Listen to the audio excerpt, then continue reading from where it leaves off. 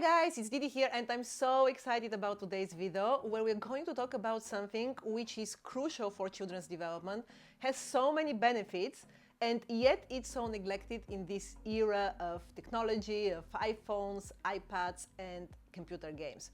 Today we're going to talk about storytelling, perhaps the most powerful way for human beings to organize their experiences and to make sense of the world. I'm going to tell you what are the benefits for the cognitive development of children, how we can tell stories, and how to promote storytelling in our children.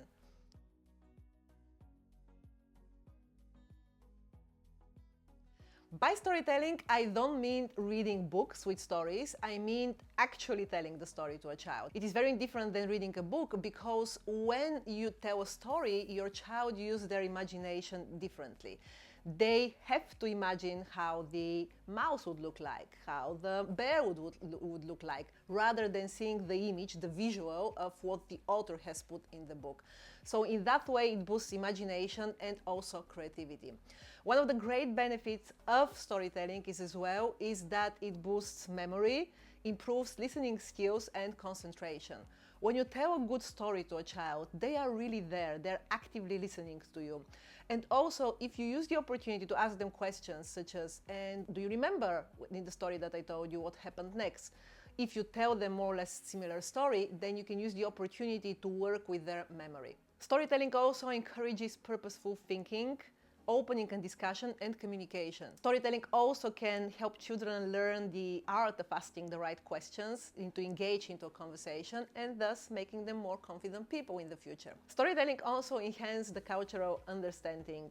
It's full of stories about how other people live, about their cultural beliefs, about their values, and it's an opportunity for a child to tap into the world of other people. It can enhance academic learning. Imagine how you can support a child, if your child is older, going to school, to go for a very boring history lesson. If you just tell them the right story in a very engaging way, it would replace by far the whole study of a very, very boring lesson. Stories are a great way to help children go through different obstacles and hardships and difficulties, because sometimes by telling them a story of someone who is going through a similar experience, by giving them in the story the fact that we don't only have happy moments, we don't only have joyful moments, but there are some obstacles and struggles on the way, and the protagonists go through these struggles. The child can identify with themselves with the protagonist and then go through their own struggles at the moment. It helps them with their problem solving as well, because they're exposed to so many different stories through the storytelling art that you're exposing them to. Storytelling is great for building literacy skills and for introducing sequencing. Every story has to have a sequence, has to be in a chronological order, and sequencing is one of the building blocks for developing literacy skills. Storytelling also boosts the creativity for children because they can come up with their creative own suggestions. They can become part of the story that you're building.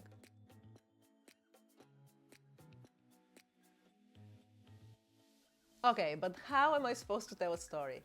I knew about the benefits of the storytelling, but I couldn't tell any stories to Mika myself because I thought that I'm not creative enough, I cannot come up with something that makes sense, I cannot come up with something that would be in a chronological order.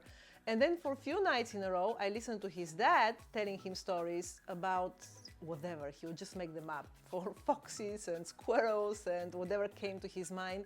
And then I said, okay, actually he doesn't make anything that sophisticated. I can start trying to make my own stories, and often we don't tell stories just because we feel that we're not creative enough to do it, and I think it's a belief we have to drop before we dive into this great activity for children. Right, so when you tell story, first of all, of course, take into consideration where are you? Are you in bed? Is it a bedtime story? Or you are on a plane, on a train, where you can use different prompts, you can draw, and you can be much more engaging. You don't want to get that much engaged in the evening when it's bedtime. You don't want your child to start jumping in the bed and being so absorbed in the story. So take into consideration where are you, what type of story it is, then make sure you make it interesting for the child. So how do I do that? I literally pick up things that Mika is interested in the moment. So for example, for a while, Mika, when we went skiing, was so interested into the big machines, in the snowmobile machines, in the big rat tracks. I don't know the word in English, unfortunately, but the big machines that are literally going in the evening to clean the snow. And I use that as an opportunity to tell him a story. So in the evening, I'll sit down and I'll tell him a story about a small village in a beautiful mountain, and people usually go there so that they enjoy skiing. And in the morning, they all run and take the lift, which is a beautiful machine, and the lifts are so happy to help the people who are there to enjoy the ski. Then I include all the big machines, and they have different roles. They cannot wait for the end of the ski day so that they can clean and make it nice through the night for the people to come.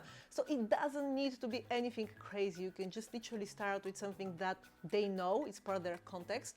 And when they're older enough, as Mika is now, you can ask them, what story do you want me to tell you? For example, yesterday I asked him, what story do you want? He said, I want a story about the penguin.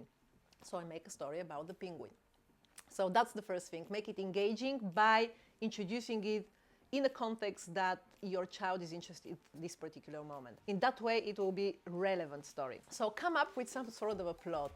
There should be a sequencing, there should be chronological order, there should be some adventure or something that the main protagonist goes to. Explore different genres. It doesn't need to be only with people. You can use machines, you can use technology, you can use animals, which is favorite for children. Children absorb all sorts of stories.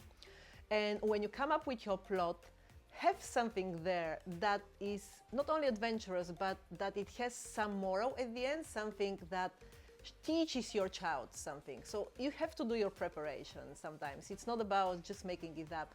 Think about the things that you potentially can help your child with and what story can use in this particular moment. Consider the length of the story.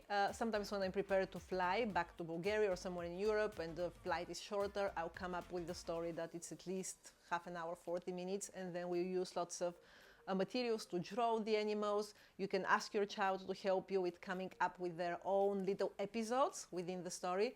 If it's a bedtime, I usually negotiate. I say not more than short story, because it can go on and go on and go on forever, which he does with his dad, but not with me. Next one is make them meaningful. I always use stories when I see that Mika struggles with something. If I see that, for example, he's afraid of something, I make a story which has nothing to do with the matter he's afraid of. For example, this year, although it's his third season on ski, for some reason he was really afraid. He didn't want to try, he didn't want to let go of his father. So sometimes I can see this fear of him of trying new things or trying something which he has tried before, but he has already forgotten how to. So I will then make a story about an animal, maybe a little giraffe. Always they would have little, they'll be little, so they're the child, so that he can identify with this giraffe or cheetah or whatever animal it is, and how this giraffe wants to try something new in the jungle. So you have to expand on that, but at the end, unconsciously, this story will talk to your child, and if they have a problem, it can potentially help them resolve it. In fact, storytelling is a big part in psychotherapy for adults and for children. For children, usually the child tells a story, then the therapist uses the same characters of the story, but he suggests more healthier conflict resolutions. In a therapy for adults, storytelling has been there for decades, and one of my favorite psychotherapists, Dr. Milton Erickson, he used it a lot. You don't need to know why the story works and how it works. It's more or less like a medicine. You don't know what they do to your body, but they help you, right? In the same way, storytelling works on an unconscious level. So through the story, it works with the unconscious level of the child or whoever is the patient.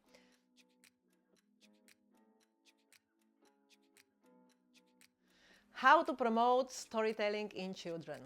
The first most important thing is to encourage more conversations. And I think quite often we shut down our children when they want to tell us something, and it's very easily understandable because we are so super busy nowadays. However, use any opportunity, be aware of any opportunity that your child presents to you to engage into a conversation. And for example, if they come out of school and say, oh, Rafael did the beautiful crocodile today. Instead of just saying, oh, really? Is that so? That's amazing. You can just say, oh, how was the crocodile? Is he walking, talking? Why crocodile and not a cheetah? How does it look like? So use the opportunity to get more and more details and ask questions that are open questions rather than closed. And that will encourage your child to engage more often with conversations with you. The other thing is tell them lots of stories about their past. A story doesn't need to be always made up. Tell them stories about when they were babies, when they were toddlers. Children love hearing about themselves, especially when they're the main protagonist. They use any opportunity to learn more about their family as well. So if you have siblings, other children, you can tell stories about them and the siblings, about you as a child, so that they can tap into this family history and feel this sense of belonging. Another powerful way to promote storytelling is to tell stories about the future.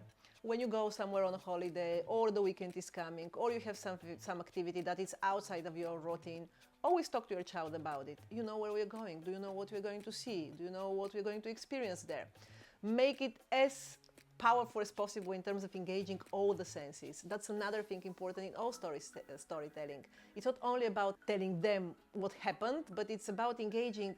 And there was this beautiful smelling food of whatever it is, of bread, let's say, beautiful smell of bread. And then there was snow falling on my hands and I felt the chill out of it. So try the opportunity to use all the senses when you tell stories. Next one is tell them stories about your trips. If you go somewhere, if you experience other people's lives and cultures, make sure you tell them all about it. You tell them where the country is, where the continent is, what did you see there, how the food tasted, whether they use spices or not. That's a great opportunity for your child to tap into the different cultures and to feel more as part of the planet Earth. We are all children of the planet Earth after all. Use prompts as much as you can. I know that probably many of us won't have the time to sit down and cut our own prompts and laminate them. I'm fortunate I can do that now at the nursery. However, it can be something really simple. It can be a sock that you can use to tell a story about a giraffe with long neck. It could be clothes, or it could be whatever, literally whatever you can find at home, you can use as a props. Well, that's it, my friends. I really hope you enjoyed this video. I really hope you start telling more stories to your children, and also to be more confident to make up different stories, because that works on our own creativity as well. Now, I would love to hear from you. If you can leave me a comment on the comment box below telling me, do you tell stories to your child? What type of stories do you tell them? Do you have any interesting stories, or maybe websites where we can get ideas and inspiration of stories? I would love and appreciate if you can share that. I'm always looking for different resources that I can add to my bag of resources and I can share with other moms and other children as well. So thank you very much. If you like this video, please share it with your many friends. Give me a thumb up, subscribe for my channel, and come over to the channel next Tuesday. Thank you.